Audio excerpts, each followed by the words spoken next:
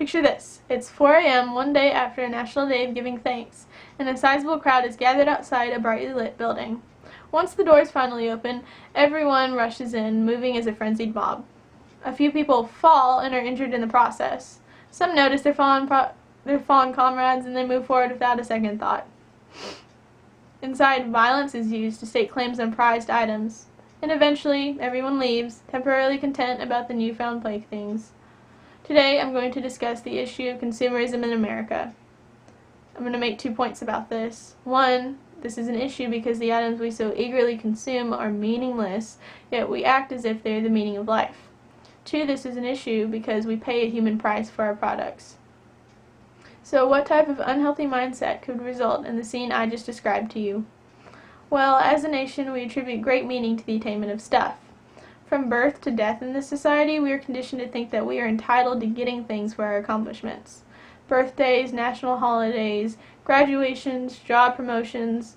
Whenever we look on the calendar and we see those things coming up, we think to ourselves, what can I ask of other people that they may get me some inanimate object that will make me be a better person? We no longer see those days as gift-giving opportunities where we can give something of ourselves to better other people. We see those days as stuff receiving entitlements, and that is a huge issue. Also, we give our objects the power to proclaim to the world who we are as people. As a nation, we believe that if we can just have one inanimate object, that a fundamental change about us will occur.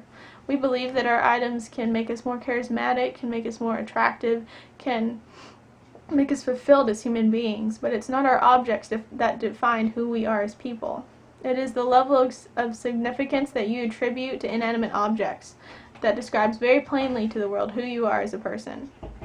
We need to remember that we come into the world with nothing, and that whenever we die, we take nothing with us. Now I realize how what I'm saying kind of goes against the American dream, or so it may seem. The American dream being this sunny, optimistic picture of you standing in front of a 2-story house with a white picket fence in the front yard, with a new car in the driveway and your family playing in the front yard. I believe the American dream is one of optimism and one of motivation to push yourself to accomplish your goals and to provide for your family. That's great. I don't have a problem with that. I just have an issue with us putting the attainment of stuff at the forefront of our lives. That does not mean to be our number one priority in life. So with that in mind, it is time to take into account the human price of our love affair with consumerism. Now, locally speaking, we pay with our dignity for our items. By that I mean we trade our dignity for our consumerism. Doesn't it fundamentally bother you that our older children are throwing temper tantrums over iPads, if not iPads, laptops, if not laptops, gaming consoles? Aren't they pretty bad about that? That's awful, right? Shame on them, they should know better. Well, doesn't it also fundamentally bother you that we ourselves are doing the same thing? And by we, I mean the adult population of the United States. Other people see that and they carry that in their minds whenever they form their opinions about Americans. You can't erase that either. They're just they keep that in their minds forever. This human price that is paid for consumerism is global also. It is common now for corporations to outsource the production of their items into third world countries. And I don't have a problem with this because it's giving people who need jobs, and it gives them the opportunity to provide for themselves and to provide for their families.